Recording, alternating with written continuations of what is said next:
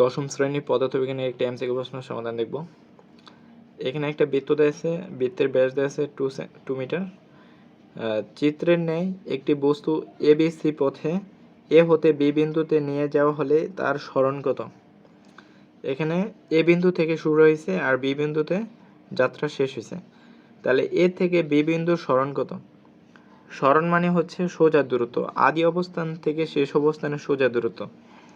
তাহলে সোজা দূরত্ব কোনটা? এই বি বিন্দু থেকে এই বিন্দুর এই সোজা দূরত্ব, এটা হচ্ছে সরণ।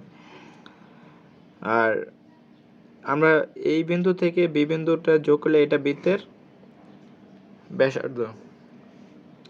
তাহলে বৃত্তের ব্যাস 2 মিটার হলে বৃত্তের ব্যাসার্ধ কত হবে? 1 মিটার। ব্যাসার্ধিক ব্যাসার্ধ, তাহলে এটা 1 মিটার হবে, এটাও 1 মিটার হবে। তাহলে এটা কিন্তু একটা সমকোণী ত্রিভুজ হয়েছে, এটা একটা সমকোণী ত্রিভুজ হয়েছে।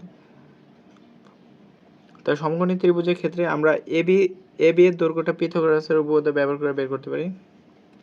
তাহলে এবি হবে সমান √, অতিভুজ স্কয়ার সমান লম্ব স্কয়ার প্লাস ভূমি স্কয়ার। তাহলে অতিভুজ এবি, তাহলে এবি স্কয়ার এটা √, করে দিলে 1 স্কয়ার প্লাস 1 স্কয়ার, 1 + 1 সমান √2। তাহলে √2 কোথায় আছে?